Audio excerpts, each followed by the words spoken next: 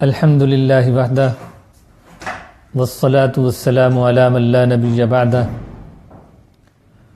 اما بعد فاعوذ باللہ من الشیطان الرجیم بسم اللہ الرحمن الرحیم وَلَأُضِلَّنَّهُمْ وَلَأُمَنِّيَنَّهُمْ وَلَآمُرَنَّهُمْ فَلَيُبَتِّكُنَّ آذَانَ الْأَنْعَامِ وَلَآمُرَنَّهُمْ فَلَيُغَيِّرُنَّ خَلْقَ اللَّهِ وَمَنْ يَتَّخِذِ الشَّيْطَانَ وَلِيًّا مِّن دُونِ اللَّهِ فَقَدْ خَسِرَ خُسْرَانًا مُبِينًا آمنت باللہ صدق اللہ العظیم۔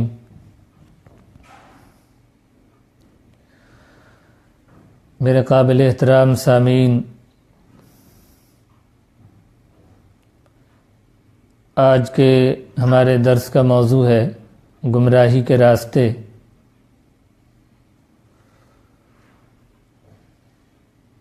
اور اس کے ضمن میں جو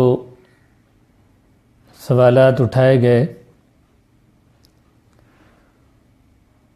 ان میں سے ایک یہ ہے کہ آج کا انسان فطرت کے خلاف زندگی گزارنے کا رسیہ کیوں ہے؟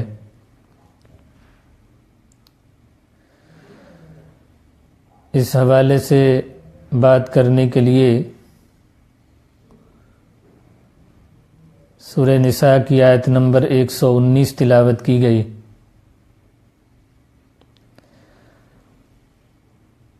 سب سے پہلے یہ بات ذہنوں میں بٹھا لیں، اسلام دین فطرت ہے۔ اسلام کا کوئی حکم فطرت کے خلاف نہیں ہے۔ آپ عقائد سے لے کر عبادات تک، عبادات سے لے کر معاملات تک، اور معاملات سے لے کر اخلاق تک دیکھیں، آپ کو اسلام کا کوئی حکم فطرت کے خلاف نہیں لگے گا، فطرت کے خلاف دکھائی نہیں دے گا۔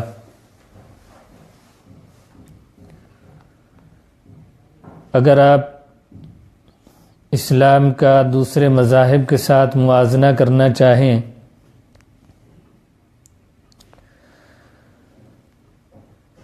تو بھی دوسرے مذاہب میں آپ کو فطرت کے خلاف احکام ملیں گے۔ رہبانیت یہ فطرت کے خلاف ہے۔ بعض دوسرے مذاہب میں طلاق کی اجازت کا نہ ہونا یہ فطرت کے خلاف ہے۔ اسی طریقے سے بہت سے احکام اور مسائل بتائے جا سکتے ہیں جو دوسرے مذاہب میں فطرت کے خلاف ہیں، لیکن الحمدللہ اسلام کا کوئی حکم فطرت کے خلاف نہیں ہے۔ اور یہ بھی سمجھ لیں کہ اسلام کا معنی اپنی مرضی کو اللہ کی مرضی کے تابع کر دینا، اپنی خواہش کو اللہ کی رضا پر قربان کر دینا، یہ ہے اسلام کا معنی۔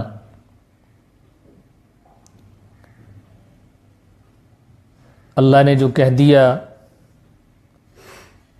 اپنی مرضی کو اللہ کی مرضی کے تابع کر دیا، یہ ہے اسلام۔ دنیا میں اس وقت مختلف چیزوں کی پرستش ہو رہی ہے۔ اگر ان ساری پرستشوں کو ایک لفظ میں بیان کیا جائے تو وہ ہے نفس پرستی۔ آج اس زمانے میں سب سے زیادہ جو پرستش ہو رہی ہے وہ نفس کی ہے، گویا وہ ایک مذہب اختیار کر چکا اور اس کے ماننے والے، اس کے پیروکار دنیا میں کثرت سے پائے جاتے ہیں۔ نفس پرستی، ایسے مسلمان بھی ہوں گے جو کلمہ پڑھتے ہیں لا الہ الا اللہ محمد الرسول اللہ، لیکن خدا پرستی نہیں بلکہ نفس کو پوجتے ہیں۔ دل میں جو آ گئی، دل نے جو چاہا، طبیعت نے جو چاہا اور نفس نے جو چاہا وہ کر لیا۔ اللہ جو چاہتے ہیں اور اللہ کے نبی جو چاہتے ہیں اس کو چھوڑ دیا۔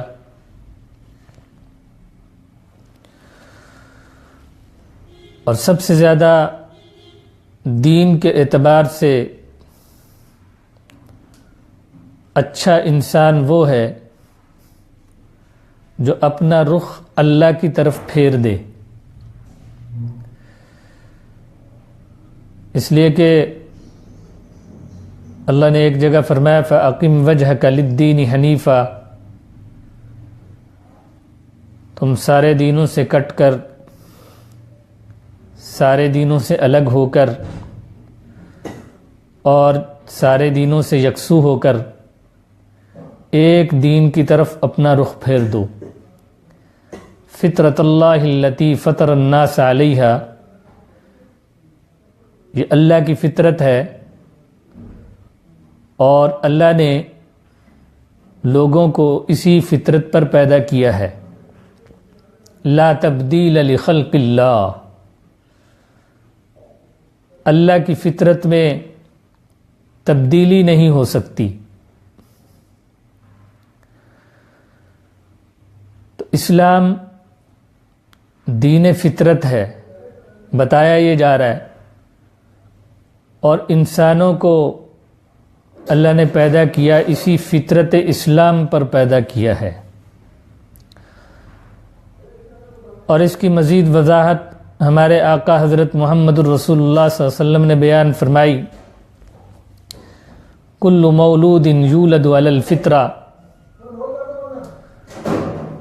ہر بچہ فطرت اسلام پر پیدا ہوتا ہے۔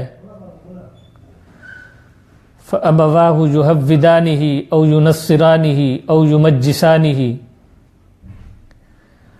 کوئی بچہ نہ یہودی پیدا ہوتا ہے، نہ عیسائی پیدا ہوتا ہے، نہ مجوسی پیدا ہوتا ہے، نہ ہندو پیدا ہوتا ہے، نہ سکھ پیدا ہوتا ہے، نہ مشرک پیدا ہوتا ہے، بلکہ ہر بچہ مسلم پیدا ہوتا ہے۔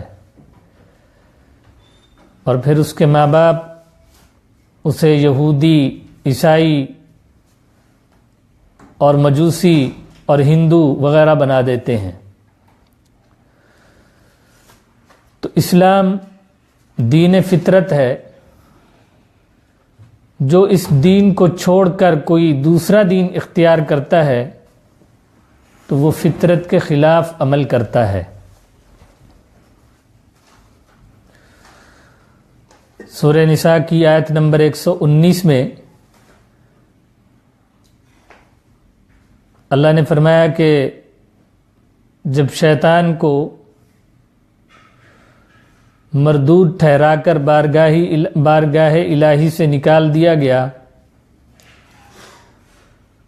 تو شیطان نے کہا تھا کہ میں لوگوں کو گمراہ کروں گا، انسانوں کو گمراہ کروں گا، وَلَأُضِلَّنَّهُمْ، ان کے عقائد خراب کروں گا، وَلَأُمَنِّيَنَّهُمْ، ان کے اندر حرص و ہوس اور امیدیں، آرزوئیں پیدا کروں گا کہ ابھی بڑی عمر لمبی ہے، بڑی عمر باقی ہے، لمبی عمر ہے، ابھی گناہ کر لو، بعد میں توبہ کر لیں گے۔ اور یہ شیطان وعدے بھی کرتا ہے اور ڈراتا بھی ہے کہ سچ بولو گے تو یہ نقصان ہوگا، مارکیٹ میں جھوٹ بول کر مال بیچا جاتا ہے، تم اگر سچ بولو گے تو پیچھے رہ جاؤ گے، تمہارا کوئی سامان خریدے گا نہیں۔ اور بعض اوقات سبز باغ بھی دکھاتا ہے کہ یہ کام کر لو گے، وہ غیر شرعی کام ہو یا سود پر مبنی ہو تو اتنا تمہیں نفع مل جائے گا۔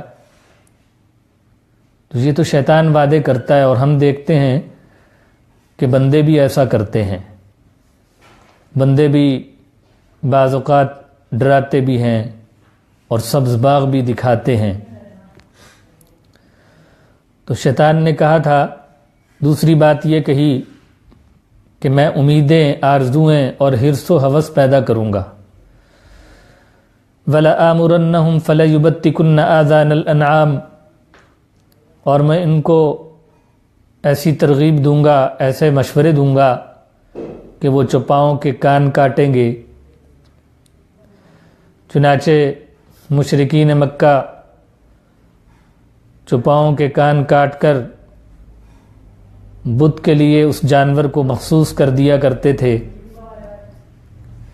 www.darsequran.com کان کا کاٹنا یہ اس بات کی علامت ہوا کرتا تھا کہ یہ جانور جھوٹے معبود اور بت کے لیے مخصوص ہے۔ اور چوتھی بات اس نے یہ کہی، وَلَآمُرَنَّهُمْ فَلَيُغَيِّرُنَّ خَلْقَ اللَّهِ، میں ان کو ایسی تعلیم دوں گا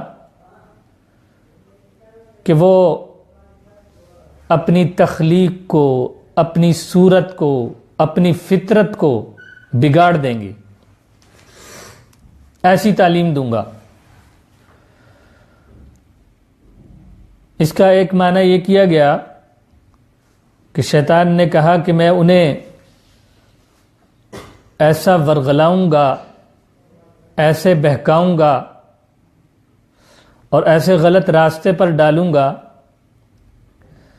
کہ وہ دین اسلام کا راستہ چھوڑ کر کوئی دوسرا دین اختیار کر لیں گے،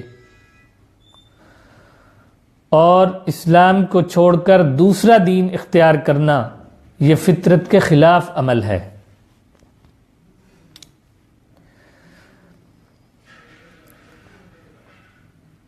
دوسرا معنی اس کا یہ کیا گیا کہ میں ان کو ایسا بہکاؤں گا کہ وہ جنس کو بدل دیں گے یا شکل و صورت کو بدل لیں گے، اور جنس کا بدل لینا یہ بھی فطرت کے خلاف عمل ہے، اور شکل و صورت کا بدل لینا یہ بھی فطرت کے خلاف عمل ہے۔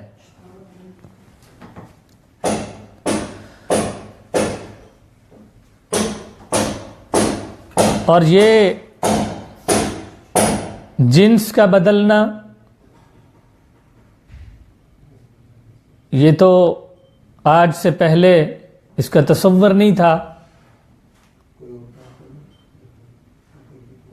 اب یہ مسئلہ عام ہو گیا کہ لڑکیاں لڑکے بن رہی ہیں اور لڑکے لڑکیاں بن رہی ہیں۔ جنس کی تبدیلی کا یہ عمل آپریشن کے ذریعے سے کیا جاتا ہے، اللہ کی رضا پر راضی نہیں ہے، مرد بننے پر راضی نہیں ہے، عورت بننے پر راضی نہیں ہے، اور اگر جنس تبدیل نہ کروا سکیں تو شکل و صورت کو بدلنے کی کوشش کرتے ہیں، مرد عورتوں جیسی شکل اختیار کرنے کی کوشش کرتے ہیں، اور عورتیں مردوں جیسی شکل و صورت بنانے کی کوشش کرتی ہیں، جبکہ ہمارے آقا صلی اللہ علیہ وسلم نے لعنت فرمائی، لعن اللہ المتشبہین والمتشبہات، ایسے مردوں پر لعنت جو عورتوں کی مشابہت اختیار کرتے ہیں اور ایسی عورتوں پر لعنت جو مردوں جیسی مشابہت اختیار کرتی ہیں۔ تو یہ شکل و صورت کا بدلنا اور جنس کی تبدیلی اور مردوں کا عورتوں کی شکل و صورت اختیار کرنا، یہ فیشن کی وجہ سے ہے۔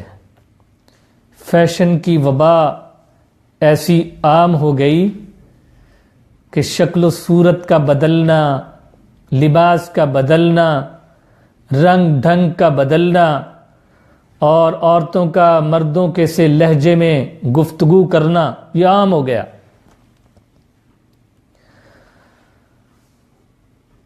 اور اس میں عزت محسوس کرتی ہیں مرد بھی اور عورتیں بھی۔ یقین کیجئے میرے بھائیوں، مرد کا حسن مردانگی میں ہے اور عورت کا حسن نسوانیت میں ہے۔ عورت سمجھتی ہے کہ میں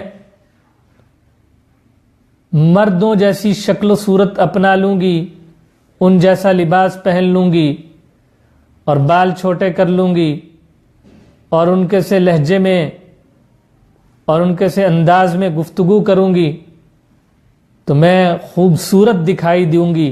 نہیں، عورت کا حسن نسوانیت میں ہے۔ اور مرد سمجھتا ہے کہ میں عورتوں کے سے لہجے میں لوچدار انداز میں گفتگو کروں گا اور ان جیسا لباس پہنوں گا اور زلفیں بڑی کر لوں گا تو بڑا اچھا لگوں گا۔ نہیں میرے بھائی، مرد کا حسن مردانگی میں ہے۔ اپنی تخلیق کو مت بدلو، خدا کی قسم، نہ اس میں عزت ہے، نہ راحت ہے، نہ سکون ہے، نہ خوشی ہے، نہ اللہ اور اس کے رسول کی رضا ہے، بلکہ غضب ہی غضب ہے، لعنت ہی لعنت ہے، اور اللہ اور اس کے رسول کی ناراضگی ہی ناراضگی ہے۔ تو فیشن کی وبا ایسی پھیلی اور یہ مرد ایسا لاحق ہوا کہ ہم نے اپنی زندگیوں کو مشکل سے مشکل تر بنا دیا، اور اس فیشن کو رواج دیا دجالی میڈیا نے۔ برائی کو عام کرنے میں اور فیشن کو عام کرنے میں اور برائی کو پھیلانے میں اور فیشن کو پھیلانے میں، برائی کو گھر گھر پہنچانے میں اور فیشن کو گھر گھر پہنچانے میں دجالی میڈیا کا اہم کردار ہے۔ آج ہمیں مغرب نے یہ سبق دیا کہ ہم برائی کی جائے تو ڈنکے کی چوٹ پر کی جائے، کھلم کھلا کی جائے۔ یہ چھپ چھپ کر برائی کرنے کو وہ معاذ اللہ منافقت کہتے ہیں کہ چھپنے کی کیا ضرورت ہے، کھلے عام برائی کی جائے، کھلم کھلا کی جائے، وہ گناہ ہو، وہ زنا ہو، وہ بدکاری ہو، جہاں تک کھلم کھلا کیا جائے۔ اور پھر اس سوچ کو اور اس تصور کو عام کیا ہے ہمارے دانشوروں نے، روشن خیال اور جدت پسند طبقے نے اور دجالی میڈیا نے اس سوچ کو پھیلایا، عام کیا۔ آپ جانتے ہیں کہ برائی کے اڈے ہیں، بدکاری کے اڈے ہیں، شراب کے اڈے ہیں، اور ان کو قانونی تحفظ حاصل ہے، اور ایسے تفریحی مقامات بھی ہیں کہ جن کو نوجوان لڑکوں اور نوجوان لڑکیوں کے اختلاط کے لیے استعمال کیا جاتا ہے، اور یہ دعوت دی جا رہی ہے، یہ تعلیم دی جا رہی ہے کہ تعلق کو چھپانے کی کیا ضرورت ہے، برائی کو چھپانے کی کیا ضرورت ہے، کھلے عام کیا جائے۔ اور پھر اس کو مزین اور خوبصورت بنا کر پیش کیا ہے میڈیا نے، خیر کو شر بنا کر پیش کیا اور شر کو خیر بنا کر پیش کیا گیا، اور اس کو قرآن نے تزیین سے تعبیر کیا ہے یہ ایسے ہی ہے کہ جیسے لوہے پر چاندی کا ورق چڑھا دیا جائے اور اس کو چاندی بنا کر پیش کیا جائے، یا مٹی پر سونے کا ورق لگا دیا جائے اور اس کو سونا بنا کر پیش کیا جائے۔ اب اندر تو لوہا ہے، اندر تو مٹی ہے، لیکن باہر نظر آ رہا ہے کہ یہ سونا ہے، یہ چاندی ہے۔ تو غلط چیز کو خوبصورت بنا کر پیش کرنا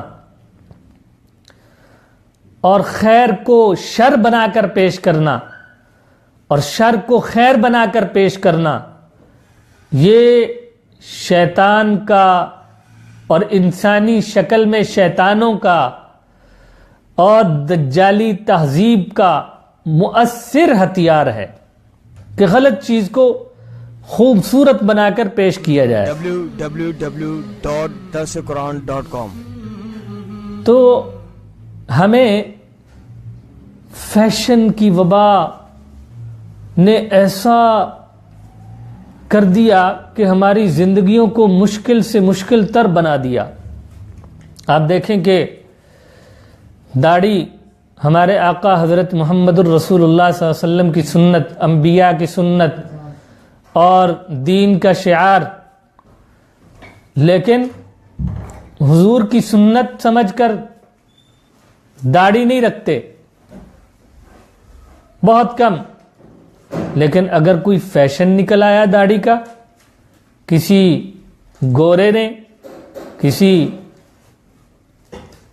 کھلاڑی نے، کسی فلمی ایکٹر نے فیشن کی داڑھی رکھ لی تو سب رکھنے کے لیے تیار ہو گئے، اس حد تک گر گئے۔ اور پھر فیشن کا اثر لباس پر بھی پڑتا ہے، لباس پر بھی فیشن کا اثر۔ آپ دیکھیں اسلام کا یہ حکم نہیں ہے کہ وہ کوئی خاص قسم کا لباس کا پابند کرتا ہو۔ جیسے عرب طوپ اور جبہ پہنتے ہیں تو سارے مسلمان طوپ اور جبہ پہنے، یہ حکم نہیں ہے اسلام کا۔ یا سارے شلوار پہنے یا سارے دھوتی پہنے، ایسا نہیں ہے۔ لیکن اسلام نے لباس کے حوالے سے کچھ ہدایات دیں، اور ان میں سے سب سے بڑی جو ہدایت ہے وہ یہ کہ لباس ساتر ہو، ستر کو چھپانے والا ہو۔ اور قرآن کریم نے لباس کے حوالے سے دو بڑے مقصد بیان کیے، فرمایا یا بنی آدم قد انزلنا علیکم لباسا یواری سوآتکم وریشا، اے انسانوں تمہارے لیے لباس اتارا گیا، اور یہ دو مقصد پورے کرتا ہے۔ ایک یہ کہ تمہارے لیے ستر کا کام دیتا ہے، اور دوسرا باعث زینت ہے۔ لیکن افسوس سے کہنا پڑتا ہے آج ٹی وی کی نحوست کی وجہ سے، چونکہ اس میں پوری دنیا کا معاشرہ دکھایا جاتا ہے، انگریزوں کو بھی دیکھ رہے ہیں، یہودیوں کو بھی دیکھ رہے ہیں، عیسائیوں کو بھی دیکھ رہے ہیں، ان کے رہن سہن کو، ان کے کلچر کو اور ان کے لباس کو، ان کی شکل و صورت کو دیکھ کر ان سے متاثر ہو کر ہمارے بہت سے بھائی چڈیاں پہن کر بازاروں میں گھومتے ہیں۔ کیوں؟ اس لیے کہ وہ گھوم رہے ہیں، لہذا ہم بھی ویسا کر رہے ہیں۔ اور پھر دیکھتے دیکھتے ہماری عورتوں نے بھی پردہ چھوڑ دیا، اور ہٹتے ہٹتے اتنا پیچھے ہٹ گئے کہ اسلام بالکل الگ رہ گیا اور ہم بالکل الگ ہو گئے۔ اور جان لیجئے میرے بھائی، وہ لباس جو ستر کا کام نہیں دیتا وہ لباس نہیں ہے۔ ایسی خواتین کے بارے میں ہمارے آقا صلی اللہ علیہ وسلم نے فرمایا کاسیات عاریات، کہ یہ لباس پہنے ہوئے ہوں گی لیکن ننگی، لباس پہننے کے باوجود بھی ننگی۔ اور ایک حدیث میں حضور اکرم صلی اللہ علیہ وسلم نے فرمایا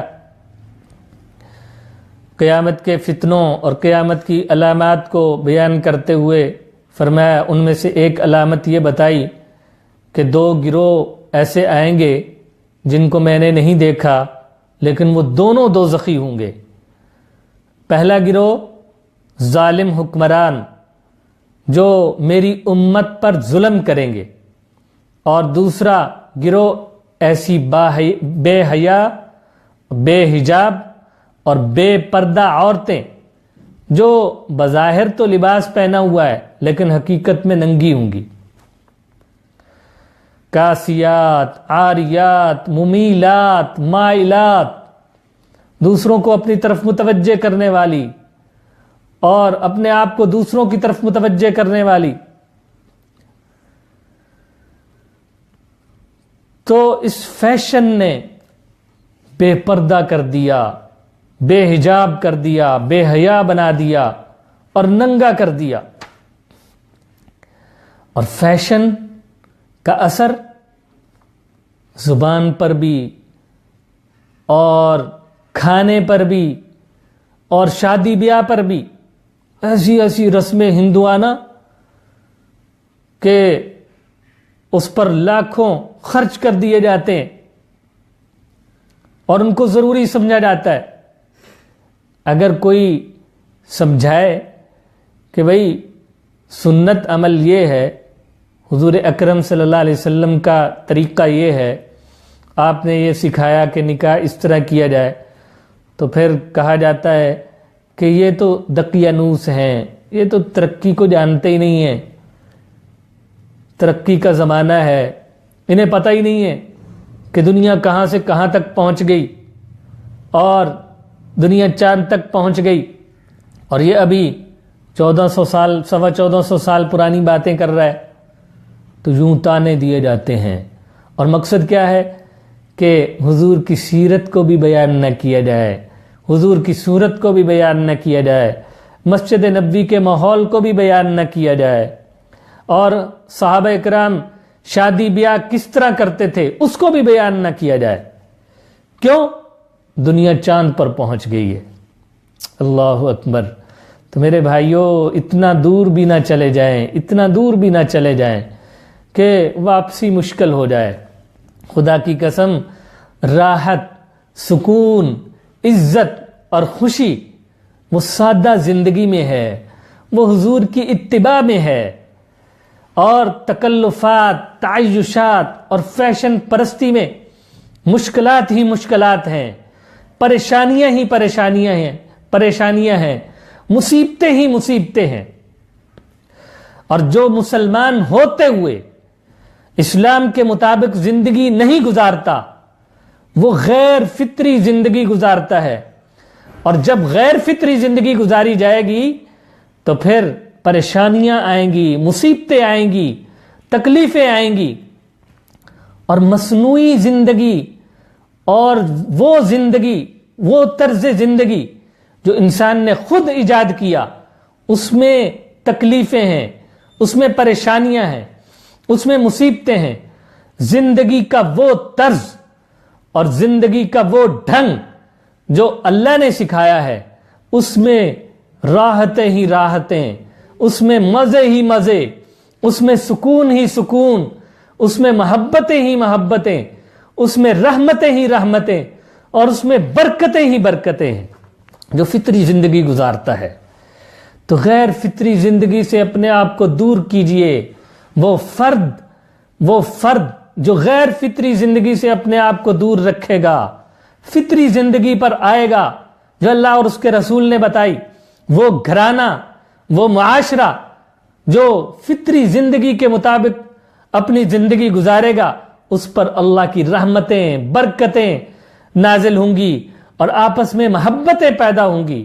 اور غیر فطری زندگی میں پریشانیاں ہی پریشانیاں ہوں گی، مصائب ہی مصائب اور مشکلات ہی مشکلات آئیں گی۔ تو شیطان نے کہا تھا کہ میں ایسی تعلیم دوں گا کہ یہ اپنی تخلیق کو، اپنی صورت کو، اپنی جنس کو بدل دیں گے، اسلامی طرز زندگی کو بدل دیں گے۔ وَمَن يَتَّخِذِ الشَّيْطَانَ وَلِيًّا مِّن دُونِ اللَّهِ فَقَدْ خَسِرَ خُسْرَانًا مُبِينًا۔ اللہ فرماتے ہیں کہ جو شیطان کو اپنا دوست بنائے گا، اس کے کہنے پر چلے گا، اس کے کہنے کے مطابق اپنی شکل و صورت بدل لے گا، اس کے کہنے کے مطابق فیشن کے پیچھے چلے گا، وہ فیشن لباس میں ہو، وہ فیشن کھانے پینے میں ہو، وہ فیشن زندگی کے کسی حصے شعبے میں ہو، وہ فیشن شادی بیاہ میں ہو، وہ طرز زندگی جو اسلام سے ہٹ کر ہے، وہ طرز زندگی جو اسلام کے خلاف جاتا ہے، وہ اللہ فرماتے ہیں جو ایسی زندگی اختیار کرے گا اور شیطان کو اپنا دوست بنا کر چلے گا، وہ کھلم کھلا خسارے میں چلا گیا، واضح نقصان میں چلا گیا۔ تو میرے بھائیوں، فطری زندگی کی طرف آئیے، غیر فطری زندگی سے اپنے آپ کو بچائیے۔ اس وقت پوری کوشش ہے ان میڈیا کے ذریعے سے بھی، وہ الیکٹرانک میڈیا ہو، پرنٹ میڈیا ہو یا سوشل میڈیا ہو، اس کے ذریعے سے بھی، اور شیطان اور انسانی شکل میں شیطان، ان کی کوشش یہ ہے، اور مغرب کی کوشش یہ ہے، دجالی تہذیب کی کوشش یہ ہے کہ کسی طریقے سے مسلمانوں کو غیر فطری زندگی کی طرف لگا دیا جائے، جو فطری زندگی ہے اس سے ان کو دور کر دیا جائے۔ تو ہم عزم کریں آج کی اس مجلس میں کہ ہم انشاءاللہ آئندہ اپنی زندگی اور اپنے گھر والوں کی زندگی، اپنے بچوں کی زندگی فطری زندگی بنانے کی کوشش کریں گے، غیر فطری زندگی کو اپنے گھروں سے، اپنے معاشرے سے نکال دیں گے۔ اللہ تعالیٰ سے دعا ہے اللہ پاک مجھے اور آپ سب کو، امت مسلمہ کو، غیر فطری زندگی سے حفاظت فرمائے، فیشن سے حفاظت فرمائے، اور فطری زندگی کے مطابق ہم سب کو زندگی گزارنے کی توفیق عطا فرمائے۔ وآخر دعوانا ان الحمد للہ رب العالمین۔ www.dasiquran.com